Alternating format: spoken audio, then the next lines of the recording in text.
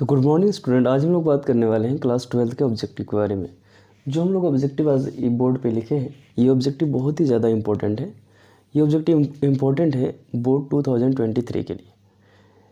ये जो ऑब्जेक्टिव लिखा हुआ है ये फिजिक्स का ऑब्जेक्टिव है, और ये फिजिक्स का जो ऑब्जेक्टिव है ये इतना इम्पोर्टेंट है कि 100% चांस है कि 2023 में ये पूछा जाए। ठीक है, तो सबसे पहले हम लोग डिस्कस करना शुरू करते हैं। क्वेश्चन नंबर फर्स्ट कहा गया, विच of the following is the correct for radio active element. ये पूछा गया कि रेडियो एक्टिव एलिमेंट के लिए इनमें से कौन सा ऑप्शन सही है। देखिए, रेडियो एक्टिव जो एलिमेंट होता है उसके लिए हाफ टाइम जो होता है, फर्स्ट ऑर्डर रिएक्शन के लिए हाफ टाइम क्या होता है 0.693 अपॉन लैम्डा। ये होता है फर्स्ट ऑर्डर रिएक्शन के लिए हाफ लाइफ। तो फर्स्ट ऑर्डर रिएक्शन के लिए हाफ लाइफ अगर हम इसको मैच करें तो ये किन से मैच कर रहा है, ऑप्शन नंबर फर्स्ट से। तो सेकंड क्वेश्चन इसमें क्या पूछा गया, सेकंड क्वेश्चन पूछा गया which quantity remains same in the parallel combination of resistance. Parallel combination of resistance होगा, थोड़ा मिस हुआ है। Parallel combination of resistance question में ये पूछा गया है कि जब हम रेसिस्टेंस को पैरेलल कॉम्बिनेशन में जोड़ते हैं तो कौन सा क्वांटिटी है जो सेम रहता है। तो देखिए, जब पैरेलल कॉम्बिनेशन में आप रेसिस्टेंस को जोड़ते हैं, जैसे ये रेसिस्टेंस ये R1 है और ये R2। देखिए, दो रेसिस्टेंस है अपने पास। अब इसको हम लोगों ने पैरेलल कॉम्बिनेशन में जोड़ा है, इसको यहाँ बैटरी से ऐड कर दी। अब ध्यान से देखिए, पॉजिटिव नेगेटिव, इसमें जो करंट रहेगा, करंट तो दो पार्ट में बढ़ जाएगा, मीन्स कि करंट जो है सेम नहीं रहेगा दोनों में करंट अलग अलग रहेगा। अगर रेसिस्टेंस अलग अलग है तो करंट भी अलग अलग होगा। अगर करंट अलग अलग होगा तो V = IR। ओम की लॉज से अगर आप देखें, करंट अलग अलग है, रेसिस्टेंस भी अलग अलग है, तो सेम क्या बच जाएगा, वोल्ट। इसका जो पैरेलल कॉम्बिनेशन में हमेशा वोल्टेज जो है सेम रहता है, वोल्टेज हमेशा सेम रहता है पैरेलल कॉम्बिनेशन में। तो इसका जो आंसर होगा, फर्स्ट में दिया पोटेंशियल डिफरेंस। ध्यान रहे कि वोल्टेज का जो दूसरा नाम है वो क्या है, पोटेंशियल डिफरेंस। पोटेंशियल डिफरेंस को हम लोग वोल्टेज बोलते हैं। तो मीन्स ऑप्शन फर्स्ट सही है आपका। करंट सेम नहीं है, क्योंकि अब यहाँ देख रहे हैं करंट जो है दो अलग अलग पार्ट में बढ़ गया है। चूँकि रेसिस्टेंस दोनों अलग है तो करंट भी अलग होगा, तो ये ऑप्शन तो गलत हो गया। Potential difference and current, only potential difference same रहता है, करंट नहीं, तो ये ऑप्शन भी आपका गलत हो गया। इसमें नन, तो ये तो हो ही नहीं सकता। Which of the following is correct for basic logic gate. आप लोगों ने गेट के बारे में पढ़ा होगा, लॉजिक गेट। लॉजिक गेट आप पढ़े हैं इलेक्ट्रॉनिक डिवाइसेस में, जो आपका चैप्टर है। इलेक्ट्रॉनिक डिवाइसेस में आप लोगों ने 3 बेसिक गेट पढ़ा होगा। कौन कौन? फर्स्ट होता और गेट, उसके बाद एंड गेट, उसके बाद नोट गेट। ये तीनों गेट मिलाकर बाकी अलग अलग गेट बनते हैं। जैसे मान लीजिए और गेट और नोट गेट को हम मिला दें, इससे बनेगा नोर गेट। एंड गेट और नोट गेट को मिला दें, इससे क्या बनेगा, नंद गेट। तो लेकिन बेसिक गेट यही तीनों है, और एंड नोट। और गेट, एंड गेट और नोट गेट। तो देखिए, जो ऑप्शन में और एंड और नोट रहेगा तो वो हो जाए और एंड, लेकिन ये देखिए नंद गेट, ये बेसिक गेट नहीं। और एंड नोट, बिल्कुल option B is correct.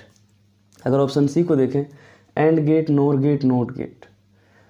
And gate तो है आपका बेसिक गेट, नोट गेट भी बेसिक गेट है, लेकिन नोर गेट बेसिक गेट नहीं है। यहाँ देखिए, नोर गेट किससे बना है, और नोट से मिलकर, तो मीन्स नोर गेट आपका बेसिक नहीं थी। ये ऑप्शन भी गलत हो जाएगा। ऑप्शन नंबर 4 में दिया और एंड, दोनों बेसिक गेट है। नंद गेट, देखिए नंद गेट बेसिक गेट नहीं है, क्योंकि किससे मिलकर बना, एंड और नोट से मिलकर बना है नंद गेट। तो ये ऑप्शन भी गलत हो जाएगा। ऑप्शन सी भी गलत हो जाएगा, और ये ऑप्शन ये भी इनकरेक्ट, गलत है, रॉन्ग है। तो ऑप्शन बी आपका करेक्ट। ये तीनों बेसिक गेट है, और गेट, एंड गेट और नोट गेट। ठीक है, नेक्स्ट क्वेश्चन में हम लोग आते हैं, the value of yellow colour in carbon colour coding resistor. आप लोगों ने चैप्टर 2 में, जिसमें चैप्टर का नाम है आपका करंट इलेक्ट्रिसिटी, उसमें आप पढ़े हैं कि कार्बन कलर कोडिंग रेसिस्टर होता है। कलर कोडिंग रेसिस्टर मीन्स, याद करने का तरीका क्या था,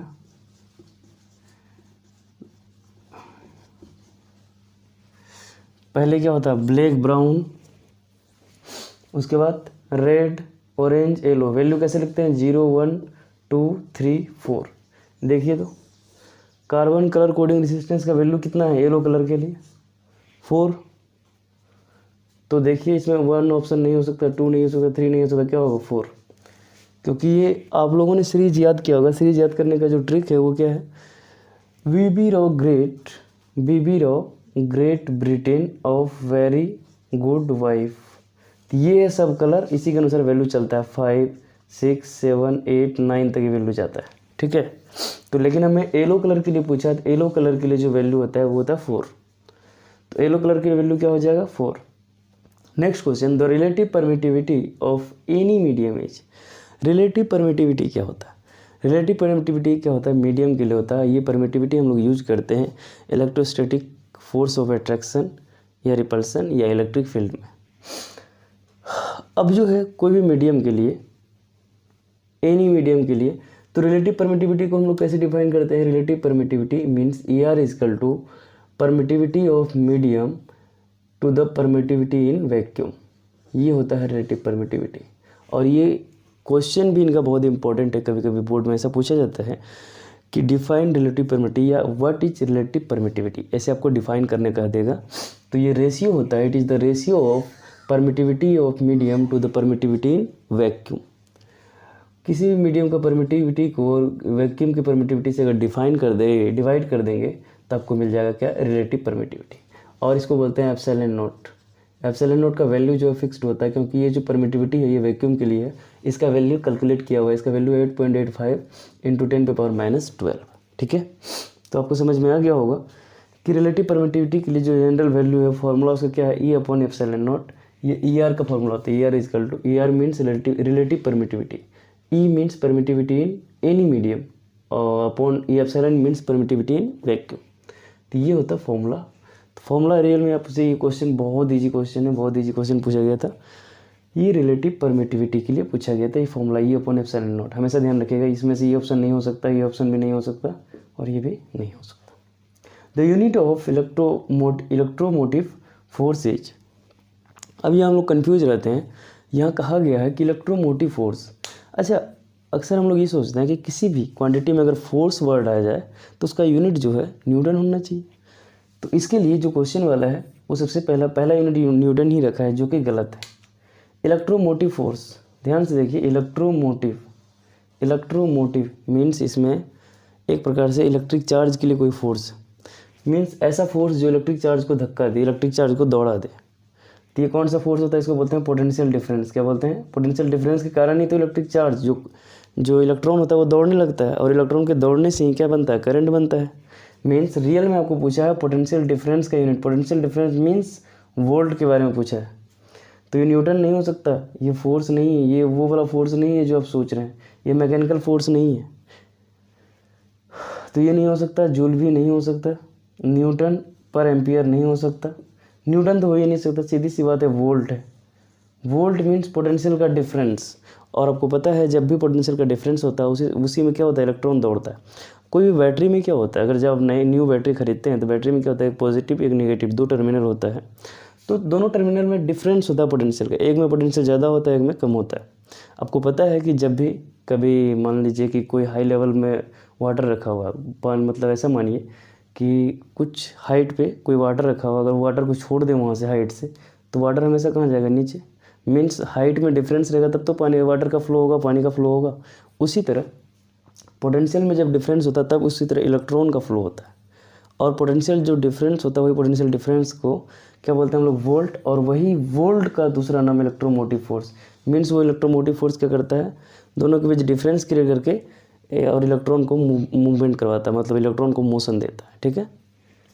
अब next question, the relative permittivity in air is. आपको पता है कि जो एयर का रिलेटिव परमिटिविटी होता है 1 होता है वो। ये मतलब एक्सपेरिमेंटल वैल्यू है, 0 नहीं हो सकता, इन्फिनिटी नहीं हो सकता, -1 भी नहीं हो सकता, आंसर इज 1। इसके बारे में समझ गए होंगे। इलेक्ट्रोमोटिव फोर्स का सीधा सा मतलब क्या होता है कि पोटेंशियल में डिफरेंस, जब पोटेंशियल में डिफरेंस रहेगा तब इलेक्ट्रॉन दौड़ेगा। पोटेंशियल डिफरेंस मीन्स वोल्टेज के बारे में बात कर रहा है, तो उसका यूनिट क्या होगा, वोल्ट, ठीक है। तो आज हम लोग यहीं छोड़ते हैं, फिर हम लोग नेक्स्ट जो सीरीज है उसमें लाएंगे और अच्छे अच्छे ऑब्जेक्टिव जो कि पूरा चांस है कि बिहार बोर्ड में इस बार पूछे जाए 2023। धन्यवाद।